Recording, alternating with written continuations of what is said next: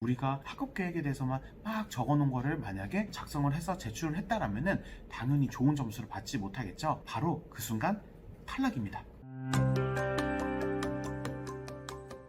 안녕하세요. 더하임리학의 김영주 원장입니다. 이번 시간에도 최대한 간결하고 쉽고 어렵지 않게 설명을 드리도록 하겠습니다. 오늘은 자기소개서 4번 문항에 대해서 말씀드리도록 하겠습니다. 4번 문항은 대학교 자율문항이라고 해서 어떤 대학교는 4번 문항이 있고 없기도 하고 대학교에 따라서 주제도 다르기도 합니다. 그러면은 대표적인 4번 문항의 주제 두 가지를 제가 먼저 말씀을 드리도록 하겠습니다. 먼저 첫 번째로는 해당 모집 지원 단위에 지원하게 된 동기와 그 학교에 지원하기 위해서 어떠한 노력을 했는지 묻는 것이 첫 번째고요. 두 번째는 지원 동기와 입학 후 학업 계획 및 진로 계획에 대해서 구체적으로 서술하는 겁니다. 이 두 가지 질문 모두 1000자 이내로 작성을 하거나 혹은 1500자 이내로 작성을 하시기도 하는데요. 이 두 가지 주제가 굉장히 대표적인 4번 문항입니다.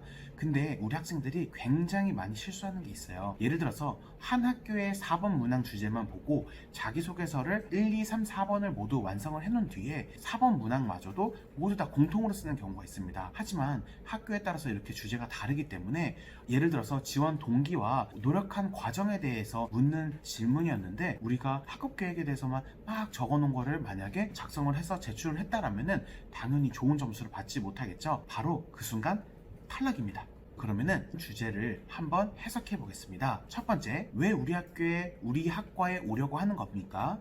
두 번째, 우리 학교와 우리 학과에 대해서 얼만큼 알고 있습니까? 세 번째, 어떤 노력을 했습니까? 를 묻는 주제이고요. 학업 계획 및 진로 계획에 대해서 묻는 주제라면은 첫 번째, 무슨 동기로 우리 학교와 우리 학과에 지원을 하게 되었습니까?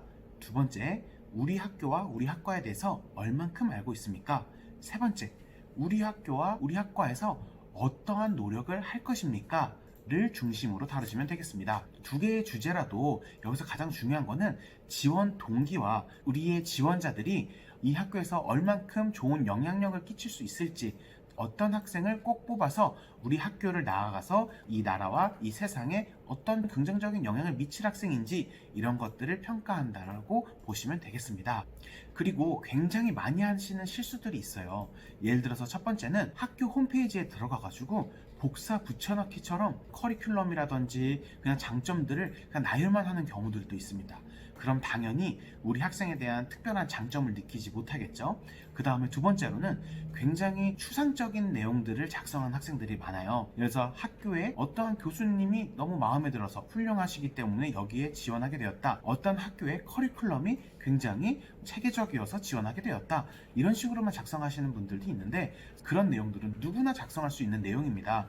꼭 교수님을 언급하고 싶다. 그렇다면 교수님이 구체적으로 어떠한 업적이 있는지, 어떠한 책을 출간하셔서 책을 보고 내가 이런 면의 부분이 감명 깊고 이 학교에 꼭 지원해서 교수님한테 이런 수업을 듣고 싶다라든지 그런 모습들을 꼭 정확히 언급해 주시는 것이 좋겠습니다. 그래서 제가 지도했던 한 학생의 예를 먼저 듣자면요. 이 학생은 왜 이 학교에 꼭 가야 되고 여기에서 받는 교육 과정을 통해서 본인이 어떻게 성장하고 어떤 것들을 성취해서 세상에 어떻게 기여할 것인지 단계적으로 서술했습니다. 예를 하나 들어볼게요. 컴퓨터공학과 많이들 쓰시죠? 근데 우리가 학교에 지원할 때 학과를 보면은 컴퓨터공학과만 있는 것이 아닙니다.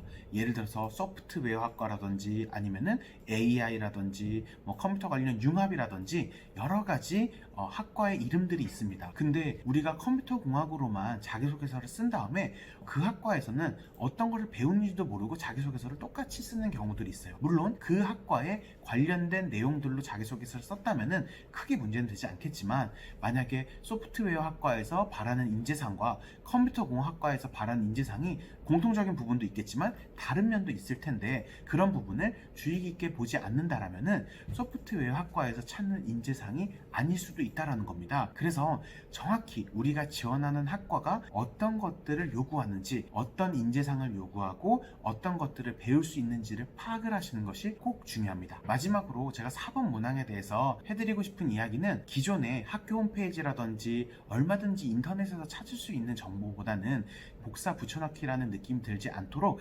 자신의 경험을 이 학교의 인재상에 잘 녹여가지고 내가 이 학교에서 꼭 적합한 학생입니다를 내가 내 입으로 강조하기보다는 자연스럽게 내 스토리를 이야기했는데 학교가 이거 우리 학교의 인재상인데, 우리 학교에서 꼭 필요한 인재인데, 꼭 우리 학교에서 뽑고 싶은 학생인데를 생각 들게 하도록 하는 것이 중요하다고 생각이 듭니다. 이번 시간에는 자기소개서 4번 문항을 최대한 쉽고 간단하게 다루어 보았는데요. 다음 시간에도 유익한 정보로 말씀드리겠습니다. 감사합니다.